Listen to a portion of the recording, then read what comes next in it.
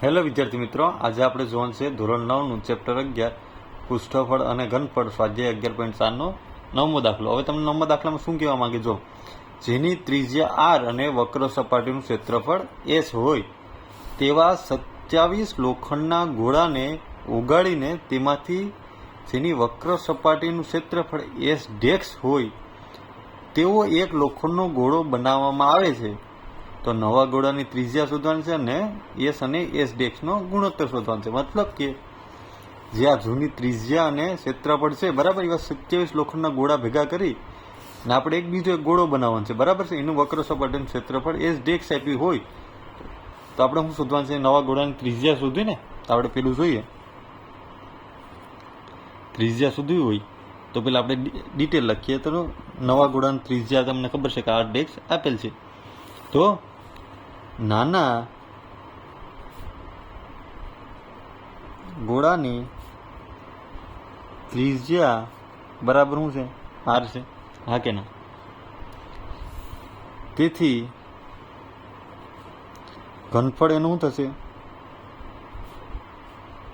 4/3 pi R ઘન. Ready, હા કે ના? હવે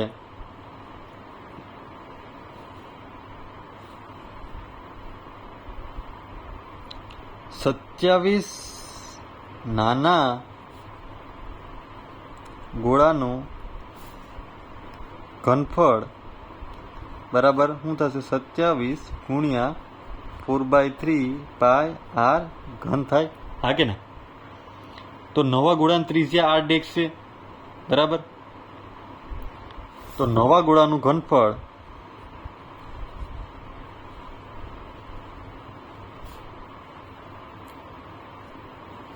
બરાબર 27 નાના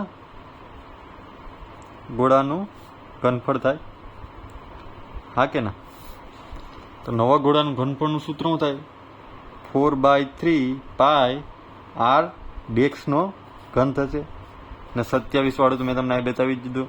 27 ગુણ્યા 4/3 પાય આર ઘન. રેડી? આ 4/3 ઉડી જાય, પાય ઉડી જાય. તમારી પાસે વધ્યું આર ડેક્સનો ઘન બરાબર 27 આર ઘન, હા કે ના? હવે 27 આર ઘનનું આમે લખી કહું ને કે 3r નો ઘન. કેમ ભાઈ? કે 3 3 9 તેરી 3 ને 3 વાર ગુણો એટલે 27 આવે, બરાબર. તો આમ લખી કાય ને. તો આર ડેક્સ ને આરમાં આ 3 ઘન ઉડી જાય તો આર ડેક્સ બરાબર 3r મળે તમને. હા, તમારો જવાબ મળી ગયો પેલો, હા કે ને? છે ઈઝી. હવે બીજામાં તમને શું કહેવા માંગે છે?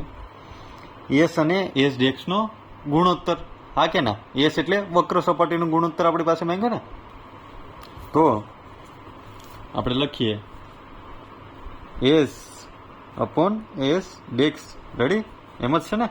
એસ અને એસ ડેક્સનો ગુણોત્તર થઈ ગયો બરાબર શું થાય? નાના એસ એટલે નાના ગોળાની વક્ર સપાટી અપોન મોટા ગોળાની વક્ર સપાટી. તો વક્ર સપાટીનું સૂત્ર ભાઈ તમને ખબર હોય તો શું થાય? 4 પાય આર સ્ક્વેર અપોન મોટા ગોળાની એટલે 4 પાય આર ડેક્સ સ્ક્વેર. રેડી? હવે જો 4 પાય આર સ્ક્વેર. હવે જો આર ડેક્સ બરાબર 3r છે ને. આનું હું સમીકરણ 1 કહી દઉં તો અહીંયા આપણે લખી કે ને 4 પાય 3r નો વર્ગ લખી કાય, હા કે ના? તો આને હું કહી દઈશ સમી 1 પરથી, હા કે ના? તો આ 4 પાય કેન્સલ થઈ જાય તો વધ્યું હું આર સ્ક્વેર અપોન 3 3 9 ગુણ્યા આર સ્ક્વેર. તો આર સ્ક્વેર કેન્સલ થઈ જાય તો 1/9. એટલે તમારો જમણ શું થશે? 1/9. આ તમારો ગુણોત્તર થઈ ગયો. રેડી? આ તમારો જવાબ થઈ ગયો. છે ઈઝી.